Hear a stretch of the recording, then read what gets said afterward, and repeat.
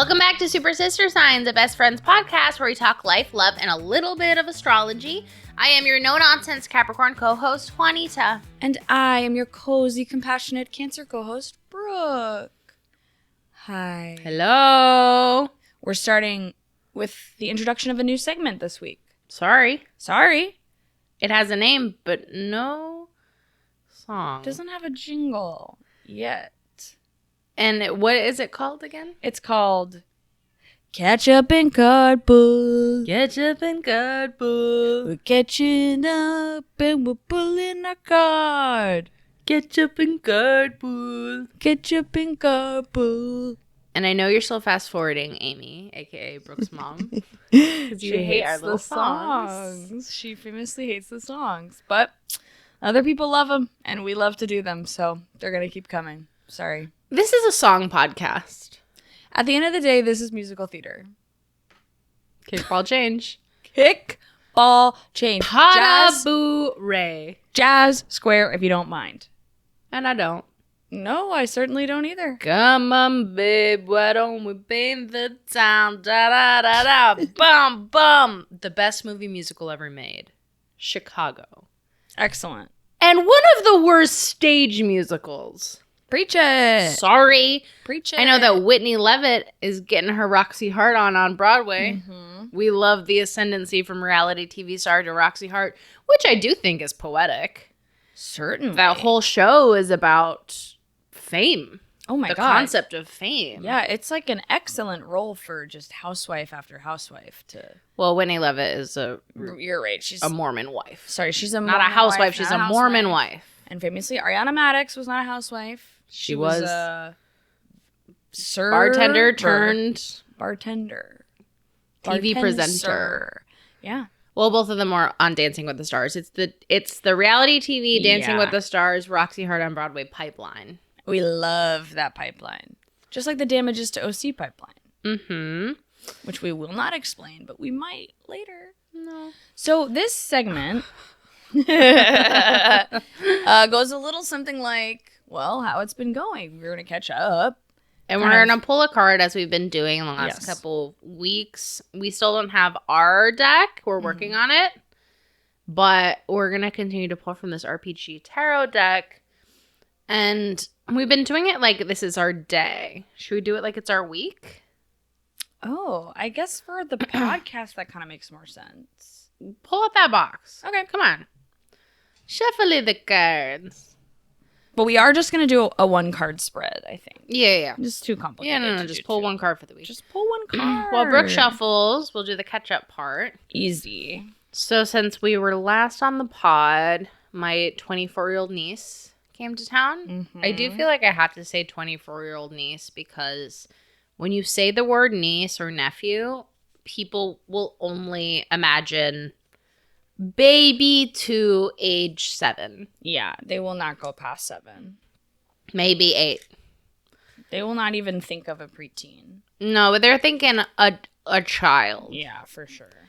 They're thinking a child, and Melissa's an adult. Technically, an adult. And thank you for being a listener, Melissa. And thank you for being a listener, Melissa. But she came and visited, so that was my big event. It was lovely. It was really fun to meet her. She was saying that she was really excited to meet you because she has a parasocial relationship with you. Yes, which is via part of my Cancer moment. I kind of have 2 Cancer moments of the week. Oh. Well, I'll just talk about this one now because the other one is like really my Cancer moment. This one is just, I cried. I feel like, but I thought it was funny that we were hanging out for game night and she was expressing that she listens to the pod and really likes it and like shares clips with her friends and that her friends have like even kind of developed some inside jokes like based on our content, which I think is kind of delightful and amazing and unbelievable. And it was so nice and I was so overwhelmed with whelm that I started crying. You wept at the table. I wept. I just was crying tears of joy and you cried. screamed, "This is my Cancer moment of the week." That's exactly right. I was hysterical. Glasses off. Glasses off. Yeah. That's like, I can't wear I just don't wear makeup anymore because I'm constantly rubbing these eyes dry. Did we tell the listeners about what they did to your face at the game show? No. They gave me lashes, you guys. They're like, come with a full face. They said, come camera ready. Yeah, because some of you are like, yeah, you're on TV. They, made you up. But like, no, they're like, come camera ready. We'll touch you up, bring some blush, bring a lip. So I did as I was told. And I walked over to the makeup person. She sat me down and she done touched me up, is what I will say. It was more than a touch-up. It was much more than a touch-up. It was a full face of foundation.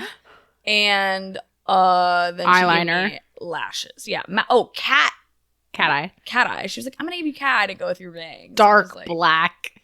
Okay. Dark black eyeliner, huge lashes. One of which was like pretty much falling off into my eye as I was trying to play the game show. Like I was a little bit like, I am like kind of at a disadvantage right now. I wish I didn't have these on. You looked great. Thank you. I felt beautiful. I was like, oh my God, they made everyone so pretty. I went for my touch-up and they gave me a little bit of powder and like a little bit of blush, and she looked at me and she said, you came in beautiful. And that's all I got. And I mean, that's true, you did, and you were beautiful. I thought I did pretty good, but I guess not. They said, give her a feature. Give her a single feature. Give this mouse a feature. Give this mouse a feature. When you give a mouse a feature. When you give a mouse a feature. Okay, she pops on camera. And with that, my card pull is 6 of Cups reversed. Goblin Guidance. But reversed. You're guiding the goblin. I've got like this big goblin man or a big creature. I guess maybe this one's not a goblin. I don't know enough about tabletop RPG worlds to know for sure. But there are 6 cups and they have flowers and there's ships in the background. And the big green man with a peg leg, just noticed that, is bending down to give one of the cups to a tiny little goblin creature. Oh. Who looks happy. The goblin is the small one. To be receiving it. That's what I suspect. So, okay, that's I'll take the cards while you read. Exactly. 6 of Cups. Okay. Reversed. But reversed. So we'll just skip right to the reversed description. Seriousness and living in the past. Oh. It's okay to revisit the good old days occasionally, but the present is here today. Oh. Forgive a friend for frying your hair with a curling wand, and forget embarrassing mistakes you made in wizard school. The reversed 6 may also signify a desire to reconnect with your inner child. Perhaps you've forgotten why you loved being a woods ranger so much in the first place. RPG keywords: youth, small creatures, and wisdom. Okay. Is this resonating at all? Well, I mean, this is for the week to come, so it may become clear later, but what is it? That's true. What occurs to you? I mean, Joe and I did do an improv show last night. Oh my gosh. And it was so fun. Amazing. It was just really cute and sweet. And it was like all couples. It was our friend Trent who produces improv shows here in LA that we know from Chicago. And he was like, he runs this show it's called The Clubhouse. It's just like a very tiny little, did you ever go to the, I think it was called The Crowd in Chicago? The Crowd? You mean the playground? No, separate theater. It was like you like went up a really steep flight of stairs and then it was just like a little black box kind of. On Belmont? I think so. It was not called The Crowd. No, there was one called The Crowd. No, it wasn't on Belmont. It was on Broadway. Broadway and what? And there was also the playground, but there were no steep stairs. Playground is steep stairs. No, playground is short box. Mm-hmm. Which one was the steep stairs? The Crowd. No. Come on. Come on. Joe, I have a question. You remember that improv theater in Chicago on Belmont where you go up the steep stairs? What is it called? I don't know if it was on Belmont. It is on Belmont. I think it was on Broadway. No, it's on Belmont. The Crowd? Yes. Are you sure? Well, hang on. There's another one upstairs that was... Oh, where the Hideout used to be. You're not thinking of that one, No. Right? The Hideout's in Logan Square. I'm thinking of Lakeview. Well, there was also the playground. Annoyance was all The annoyance! Oh, I'm thinking of the annoyance. So sorry. That Thank one you, is thank like you. that one's. Sorry, I you're had to so. go Oh to my Bel- God, yeah, I duh. had to go to Belmont in my It's so- brain. I had to get off the subway and go, where am I? And I was like, oh, Yep. I'm at Annoyance. Yep. Okay. I'm Thank you, Joe. sorry. I went steep stairs. That's the crowd, and we were Yeah. at the clubhouse, which is like the crowd. It's exactly what I was in the middle of saying, Okay, and then yeah. and then. I'll get the fuck out of here. No, No, please, that was thank you. perfect. Thank you. Thank you, Joe. So I think we were kind of both right because you were thinking of what Joe initially thought of. Yeah. But I had the forget- theater I was describing as not that. Exactly. You were thinking of the annoyance, and it was gone from my brain. Okay, boring. No one wants to hear about Chicago improv No theaters. one wants to hear about it. Sorry. But the clubhouse is delightful. There's a downstairs and an upstairs, but it's like in a strip mall, or it's like in a. Well, yeah, it's in a strip mall. It's essentially in a John's parking lot. That's right, not Vaughn's, John's. It was all couples for Valentine's Day, and it was really fun and sweet. And we knew everyone on the show, and they all did great, and we laughed. That's awesome. So that's kind of youthful. It's youthful. We'll see what happens in the coming week. All right. So I was what'd kind you of draw? Well, I want to comment on yours again. I noted how it was urging you to forgive someone for a small slight. You, Queen of Grudge. Queen of the Cancer Grudge. I don't know. Maybe you're going to be forgiving someone for something? Oh my God, I wonder. Could you imagine? No, but Crazy. That'll be fun. That'll be fun to see. oh God. All right. I pulled the Page of Cups, the fish out of water, reversed.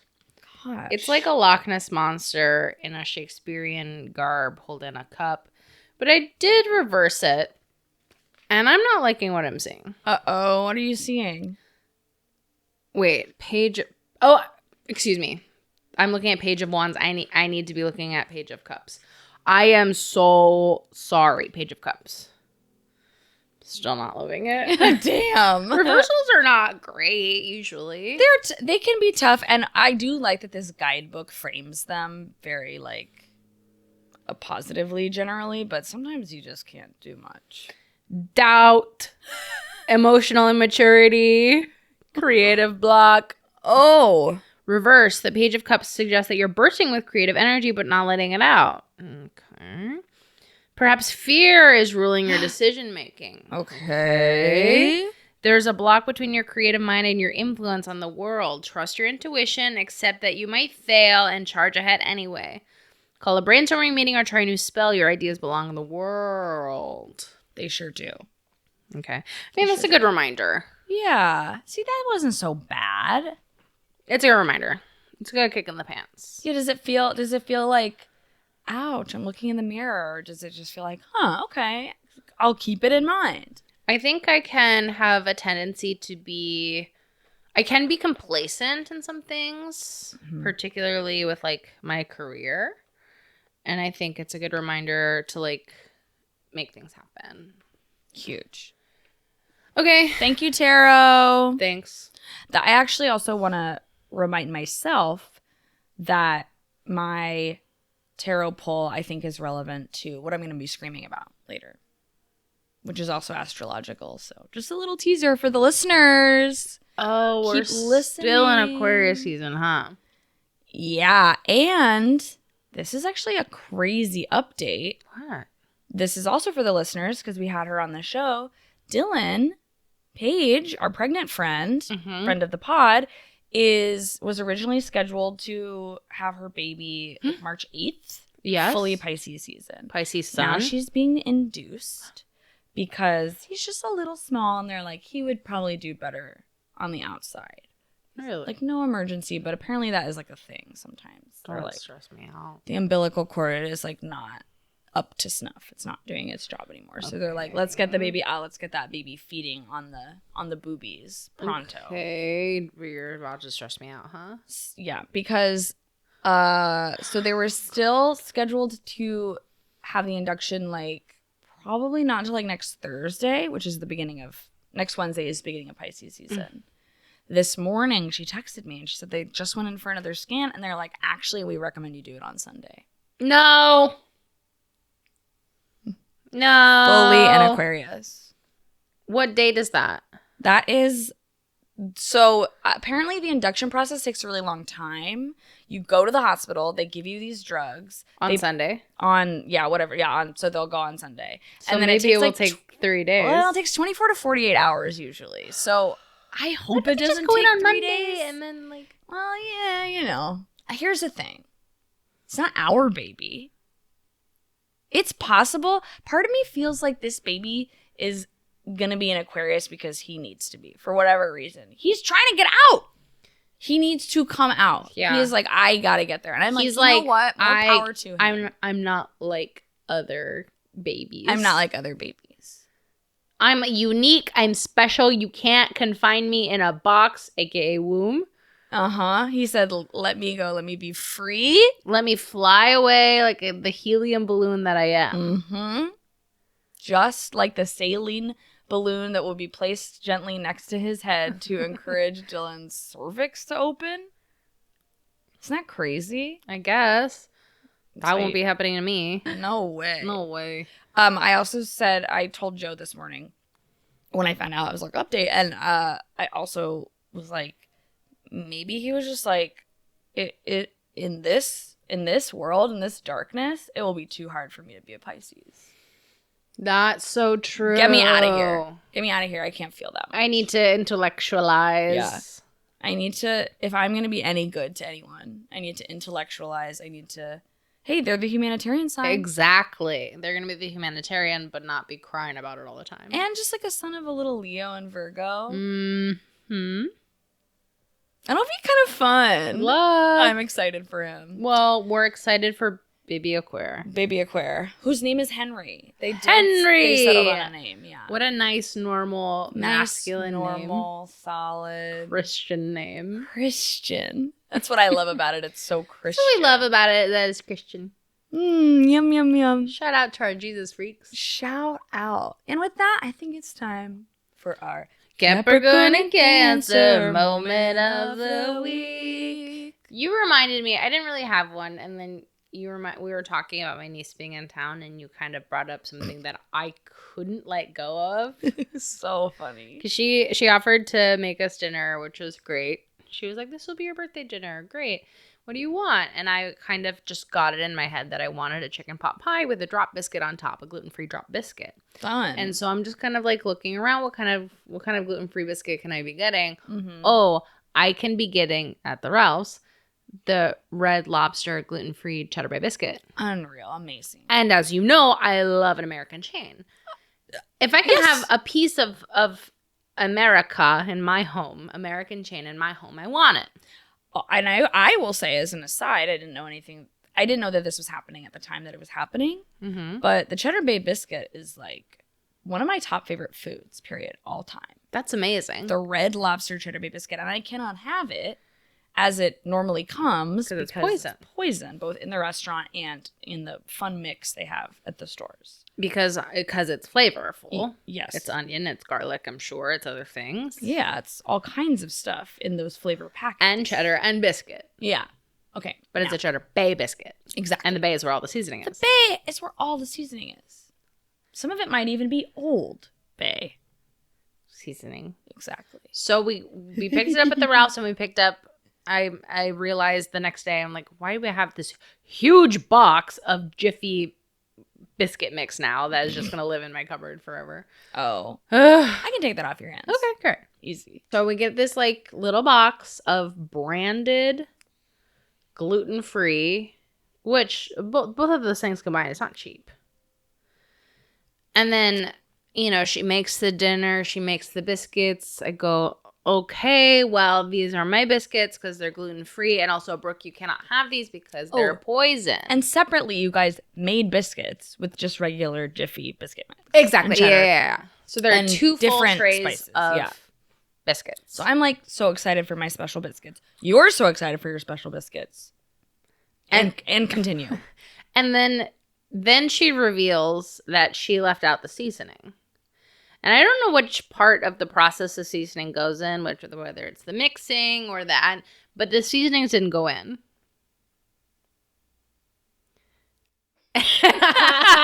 I couldn't let it go. No, you're furious. But you didn't burst. You just no, I wasn't even mad. I was just extremely annoyed. Like, why did I get this box? Why did I get this branded? The box is the brand and the flavor, and half of whatever I paid is in that little silver packet that never went into the mix. The mix is also like this unbranded, like there's no words on it. It's just this little silver bag, and it was floating around the table like while things were being prepped. And I remember because at one point you both kind of had to work together to locate it, and it was located, and it was like, okay, great. This will go in Juanita's biscuits. This will not go in Brooke's biscuits. There are other people there. Both of our partners. Everyone's witnessing this. And then the silver packet disappears. I assume it's gone in these biscuits. No, it has not. Turns out, for whatever reason, it just didn't go in the biscuits. And it doesn't matter to me, so I, of course, don't have an opinion about it. But it matters very much to you. Makes sense. Yeah, I ate the biscuits, and they were cheddar, and they were biscuit. That was good, but the bay. I longed for the bay. And what was very funny and very Capricorn about it was that you could not stop bringing it up. Throughout the night. It was like, just like we would all be having fun. It was normal. We had kind of all moved on. And then like, I don't even remember how you would bring it up, but you'd be like, I just can't believe you forgot the seasoning. Or like, in my biscuits. In my biscuits. If only I had seasoning in my biscuits. It was very... And you made the point that I spent all of my goat dollars. Yes. I spent all of my hard-earned goat, all of them, on that branded gluten. When I say branded gluten-free, it's costing $100. Yeah. That box is $100. The box is $100. And the packet was left out. And I'm sad. Someone didn't follow the rules and you were made to suffer. And your wallet was made to suffer. And that, I think, was what was so Capricorn-y about it. It just grounded your gears. Follow the rules. You didn't have to suffer. Follow the rules. Follow the rules. I'm not coming for you, Melissa, just as an FYI. But... And to be clear, I'm not really either. Brooke reminded me that this happened. Yeah, you didn't even... You're not holding the grudge. I have moved on. But I still have the silver packet. I have the silver packet. I'm not afraid to use it. We kept saying, use it in your eggs. All right. What is your other Cancer moment, Brooke? Oh, yes. So I'm actually glad that you brought up my ability to hold a solid grudge and be violent. Act out. Because my Cancer moment of the week was when I mobilized the troops in regards to a 1-star review that a shitty client left at the Pilates studio. I said, this will not stand. Here's what happened. Okay. So I'm like friends with the owner of the Pilates studio. So she'll text me occasionally just about things. Just things that are happening. She's also a Pisces. Sure. I think, just things come to her and sometimes they flow to me. And I go, got it. And she mentioned that. She was like, oh my God, this sucks. This woman came in over 10 minutes late to class. And she didn't call or text about it. And I had canceled class because there was one other person signed up who also did not call and did not show up. Oh. So she was like, I'm not going to teach this class. And so she canceled it. Duh. And was sitting at the front desk doing other stuff for her small business. And this woman comes in, is like, I'm here for class. And Samantha's like, it was canceled because it started over 10 minutes ago. No call, no show. And that's the policy. And what's the cutoff for coming into class? 10 minutes? It's 10 minutes and it's through ClassPass. Oh, hell no. Hell no. Absolutely not. So the woman, instead of apologizing for being late to even begin with, instead of, I don't know, being like, oh, dang, I messed that up. I'll come next time. Or is there parking? Or just be normal, have a normal conversation.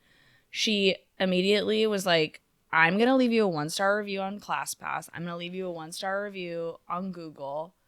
Like, just started, and I'm never coming back here. Started threatening her. My mouth is agape, by the way.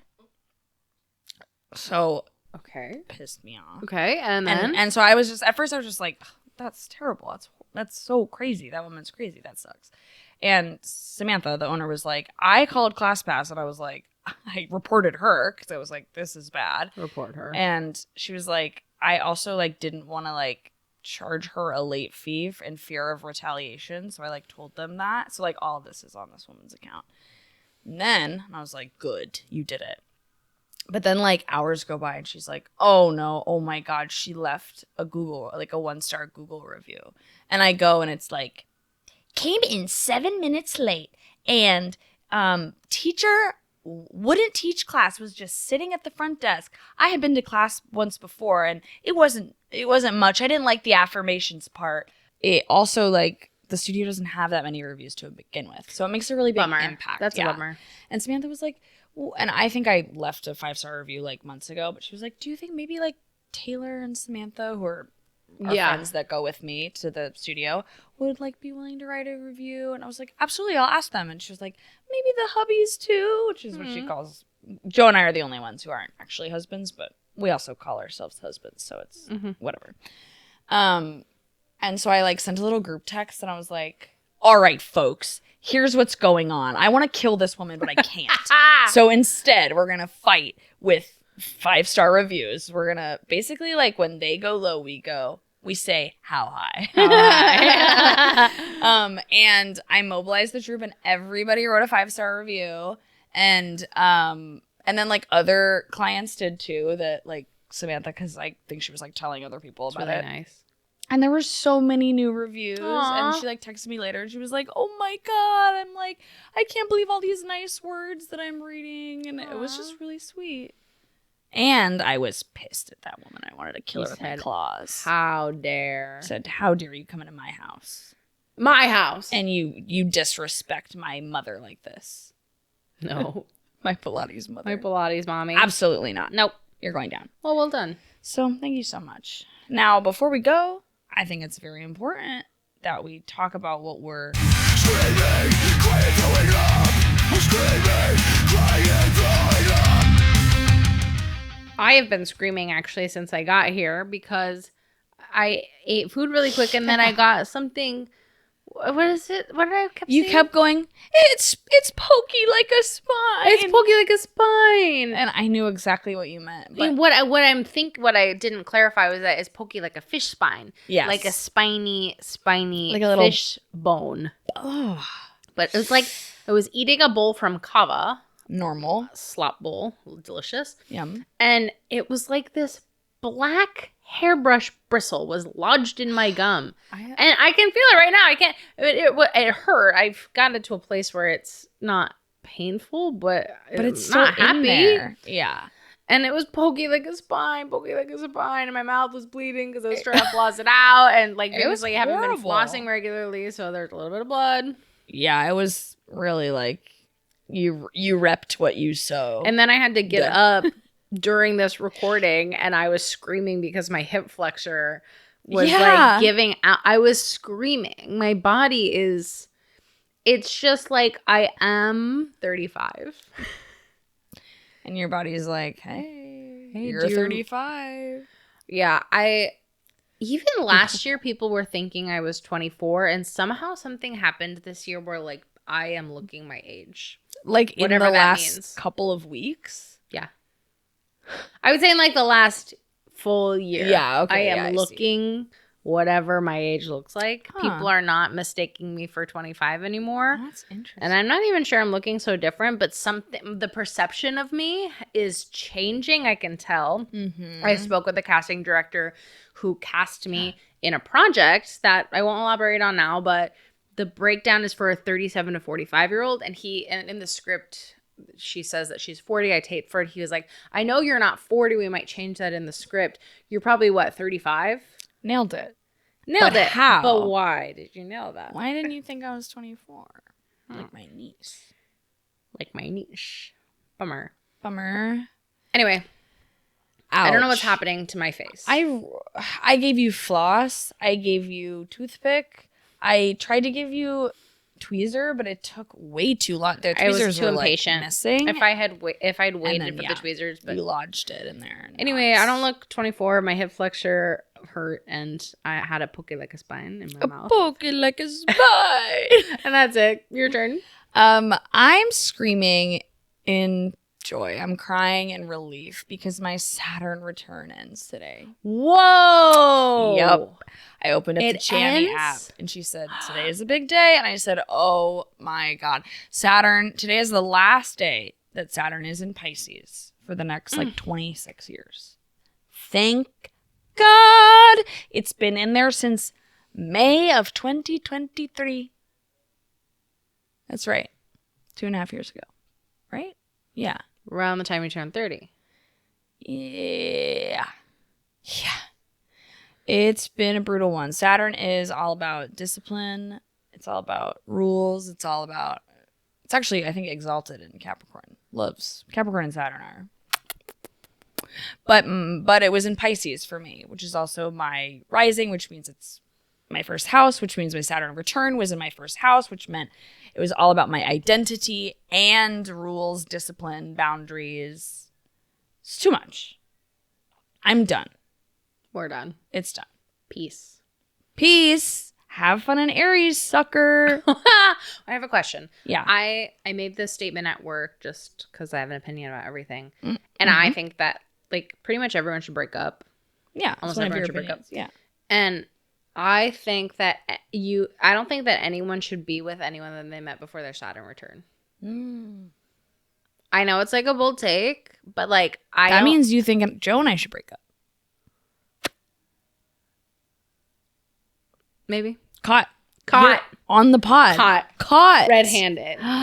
But I'm more thinking about people who are like got together like in college or like sure, yeah. Like young like that far before the Saturn return because like inevitably you're going to be going through a big change and an identity shift.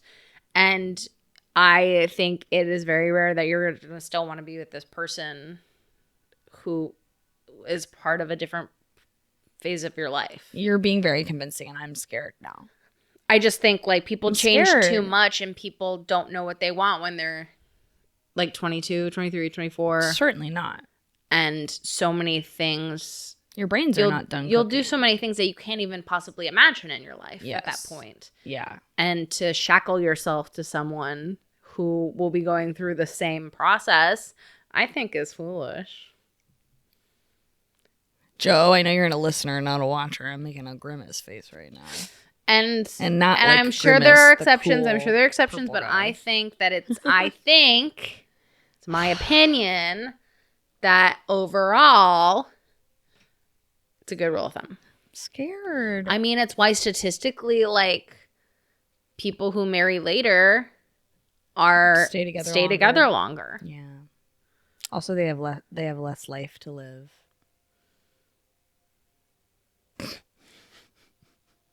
Okay. Maybe they get married later. Yeah. So they have less time than if they got married when they were 20. I don't think that argument really holds water because if you get married at 20 and then get divorced by 26, that's so 6 true. years. Yeah, you're right. Or 20, let's say they got married at 20, divorced at 30 during your Saturn return. That's 10 years. Anyway, my 40, my Saturn return ends today. Thank God. I spilled all over myself. Well, should learn to drink. I don't think that you and Joe should break up. Prove it. I don't think it. Okay, good. There are a few couples where I'm like, nah, you should be together for sure. For sure. Thank God. But kind of in general, I think no one should be with their current partner. Wow, yeah. But this is another opinion that I have about relationships is that if you are with that person for love reasons, awesome. I think that I'm going to say that most people are in their relationships for fear reasons. Yeah. I'm afraid to be alone. I'm afraid of starting over. I'm afraid of paying the rent by myself. I'm afraid of what we're going to do with the dog. I'm afraid of what my parents will say. I'm afraid of where I will live. I'm afraid. I'm afraid of who I am without this person. Yeah. So much fear. But if it's like, this person like makes me laugh every day and they're really supportive and I love my life with them. Yeah. Then that's different. It's so scary because I think it can also be like a little bit of both. Like you can be like, I love my life with this person. They've made me laugh. They're supportive. I love to hang out with them. What would it be like if that was gone? But that's not coming from the question of, should I be with this person? Yeah. I think if you're asking myself, should I be with this person? And you're like, well, I can't break up with them because like, what am I going to do with them? Then it's the fear coming in. If it's like, because I think, you know, my roommate the other day was like having a freak out, like an attachment freak out and like being like, I have to break up with my girlfriend. She doesn't. That was like a completely like, it was not rooted in anything real. Yeah. And they're still very much like happily together. But that was like, she had to talk herself down and like she's staying for love reasons, not fear reasons. So I think it is like, it is possible to ask yourself the question, do I want to be with this person? But if the reasons are more fear reasons than not, get out. Yeah. But then it's hard because you're afraid. And people are so fucking afraid. Oh, fear is tough. Fear is tough. And speaking of fear, I'm afraid of being late to work. I gotta go. You gotta go. We'll talk more about the end of my Saturn return next week when I'm fully out of it. Yeah, I would love to see what happens with this week and maybe it relates to your card pool. Well, that's what that's how I was gonna bring it together. I was like, keep it in mind. You know, it's a day, it's a week for being fun, having fun again. Yes. Being playful again. She's back. She's back, folks. And she's going to be late for work. I'm pointing at Juanita.